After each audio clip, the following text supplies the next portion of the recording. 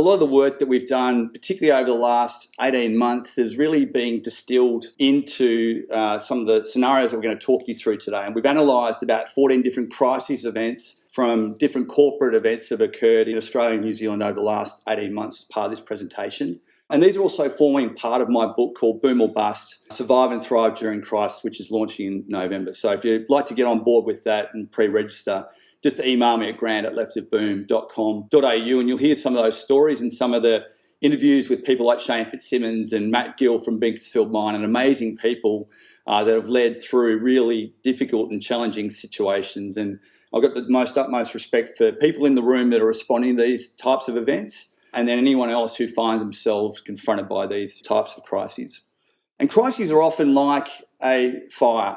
They can have that big bang explosive effect, and they can be destructive and immediate, and can also have an immediate tail off or a peter out post that. Conversely, they can have that build up. They can work over time and link up into a larger front and have that destructive power effective over swathes of terrain, as we saw with the bushfires here and what we're seeing overseas at the moment. Well, crises can also be a bit like the smouldering fires. They're seemingly put out but can continue to smoulder along, often not noticed until they reignite in the right atmospheric conditions and flare up again into another crisis situation. But either way, I think the common themes between all of them, they have a destructive effect over people, over assets, and the emotional impact that they cause as a result of that. And importantly, they can also have a regenerative impact. They can bring life post the crisis if they're managed correctly. But the challenge really for organisations, particularly corporates that are dealing with crises, is about how they respond to that immediate shock event will determine whether they survive initially or whether they thrive in a post-crisis world after the effects have died down. I found this quote a little while back, and I thought it was really poignant about the lessons that you need to learn from crises in order to prepare for the crisis of the future. We're going to take away something from the lessons that we've learned in the past. And I think this quote's a ripper because it talks, well, why rise from the ashes without first asking why you had to burn? So what could you have done to prevent that? What could you have done to understand the operating environment you're dealing with, the issues that are present on the day, the challenges that different issue motivated groups bring, whether the corporates that have been affected over the last 2 years, what are the lessons that we've learned from those 14 that I'm going to talk about today? Here's Westpac, for example. Maxted at Hearts have both lost their jobs as a result of this. Out of those 14 crises, 3 were caused by cyber crisis events, so they were inflicted on the organisations. But of those 11, 17 senior executives and board members lost their jobs as a direct result of their response to the crisis event. So it's important as leaders that we understand the mistakes that are common and what we've discerned from these in particular over the last few years. And one of the biggest mistakes that I find a leader will make in a crisis situation is they'll first try to hide. Often that might be hiding behind a legal challenge or other sort of excuse around why the situation occurred, or it might just be an immediate denial due to the shock of the event, the denial of the situation. The second one, the ones with egos, the ones where hubris gets in the way, they're the ones where they try to spin their way out of it.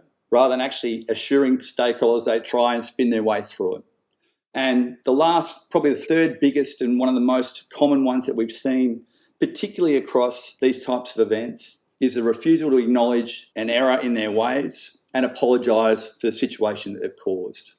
So we've got a bit of a model that we use when we're talking with executive teams, and it's called the 4 A's. Acknowledge, apologise, assure, and act.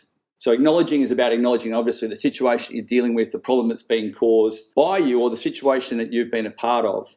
It's about apologising for your impact on those stakeholders, assuring them through the right control and response to whatever the technical issue may be, but also the right assurance from third parties or otherwise around getting back on track and getting to be more resilient than what you were before the crisis happened. But then most importantly, the one that's often missed the most is acting on that. So once it all dies down and these issues are smouldering along, there's no point forgetting about it from there and not acting on the promises that you've made. And really, left of boom and right of boom, and this is what we've called the business left of boom, is it's really about what you're doing beforehand all comes down to your purpose. What are the things you need to protect the most? What are the things where you drive your strength, your freedom of action, your will to compete in an environment of other competitors? Really comes down to your why. And if you're not willing to protect that why in a crisis quickly, then you're going to fail immediately. Preempting is about bringing together the right different types of risk management strategies, the right types of controls that you might put in place. But then importantly, it's about building that awareness and monitoring and having the radar on with your people and empowered to identify any issues and really trigger the right response before it actually emerges. And preparation really comes down to how you're preparing not just the technical response to a situation, whether it be a cyber attack or otherwise, but more so what you're doing to prepare for the stakeholder, the reputational and the wider impacts. But then, most importantly, what are you doing to prepare those leaders? Because the last thing you want as a leader, if you're stepping into that title fight for the first time, is it's the first time you're putting the gloves on to train. So you want to make sure that leaders are well prepared for that worst case situation so that they can stand up with confidence and act proactively in any situation. Then the response, reassure and recover becomes a seamless process that you're working through proactively. The net impact that we're trying to create in stakeholders is that you're having trusted stakeholders who are empowered and engaged and trust in the response that you're presenting to them. And trust really forms the basis of an effective crisis response. Now, a lot of people have heard the comment before from Simon Sinek around too many of us treat trust as a valuable asset that must be guarded. And whilst I'd agree with that to a certain degree, we've got to make sure that that trust is empowered out to the audience that you're dealing with. You're entrusting in them rather than just applying that zero trust. Otherwise, you'll find that that'll bring you unstuck in a situation. I want to talk you through a great example from the last few years where we've seen either the leadership challenges that have occurred as a result of a lack of empathy in a situation, but importantly then, where proactive, empathetic and assured leadership really worked effectively to embed trust in a situation which was potentially could have gotten right out of control for BHP, and I'll give you a case study in a second. If we compare the two, we're looking on the left-hand side, we've got Rio Tinto's former chief executive, which is Jean-Sébastien Jacques. On the right-hand side, BHP's former chief executive, which was Andrew Mackenzie, handed over under succession plan a few years ago. Now, Duke and Gorge, which I'm sure a lot of you have been familiar with, and what happened with there last year in May, was that after a number of years of having been approved to conduct the blast at the adjacent area to their mining operations, as you can see here, Rio proceeded with the blast despite some 11th hour requests from the local PKK people, the traditional landowners, to defer that blast and delay that initial activation of the initial incident that occurred there.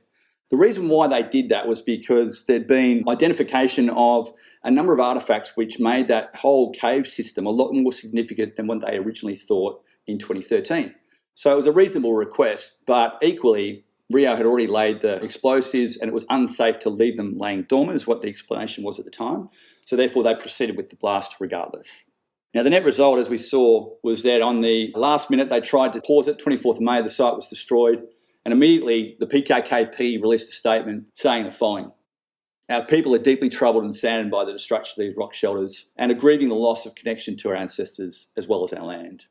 Immediately, the 25th of May, the day after.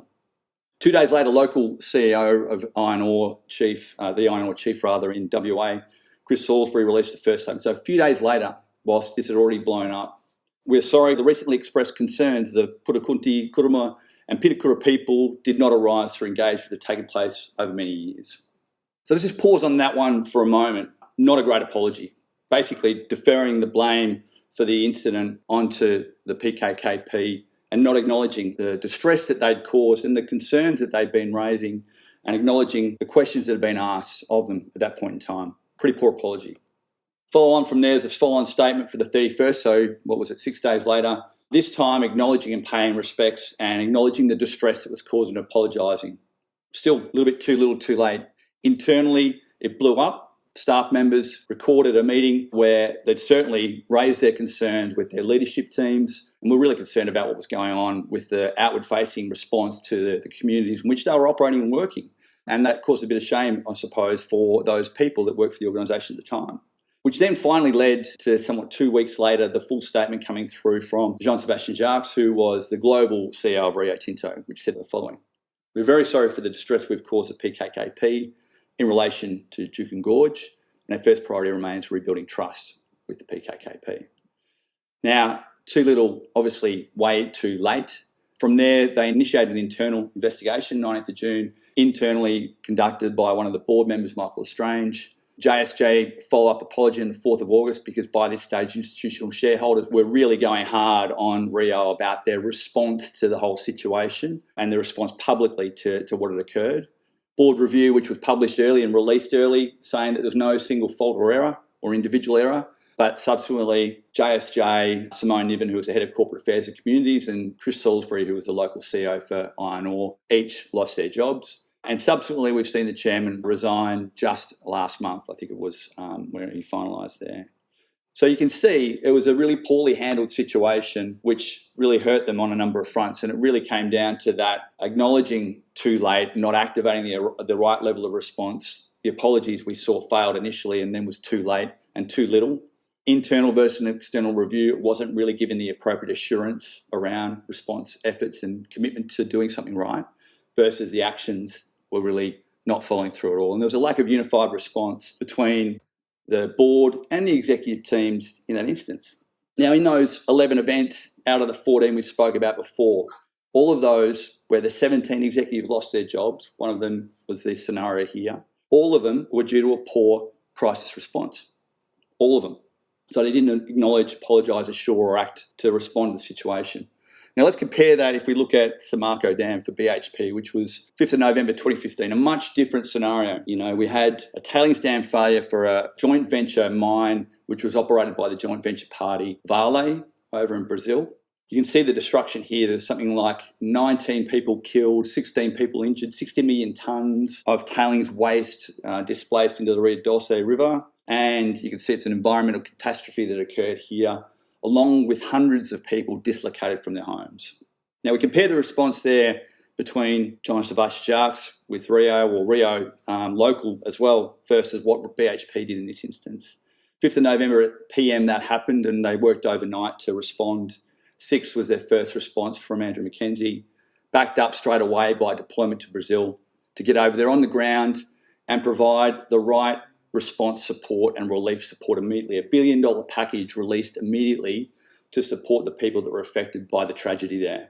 Now, this was again despite the fact that it was a joint venture mine operated by Vale, who were the operating party, not BHP. They still took responsibility. Following up on that, the 19th of November, the chairman, Jack Nasser, they came back for that meeting and they released the following apologies. Firstly, from Jack Nasser, apologising, deeply sorry for all those who have been impacted by this tragedy, in particular for the friends and families of those who died.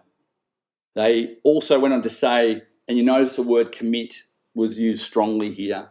So they'll commit the board and management team to supporting Samarco for that response package and the relief efforts. They committed they'll find out what went wrong, and they engaged an external investigation which they committed to releasing publicly all the findings. Now, this was a bit of a game changer because the situation there is that they operated a number of mines globally. And so the potential here was that every mining community is asking BHP and others the question, well, what about our dam? How can you assure us that our dam isn't going to fail and we're going to have the same environmental catastrophe or loss and fatalities occurring in our own communities? So that external review was a critical cog in changing the whole game for assurance for BHP, both in Brazil but then globally.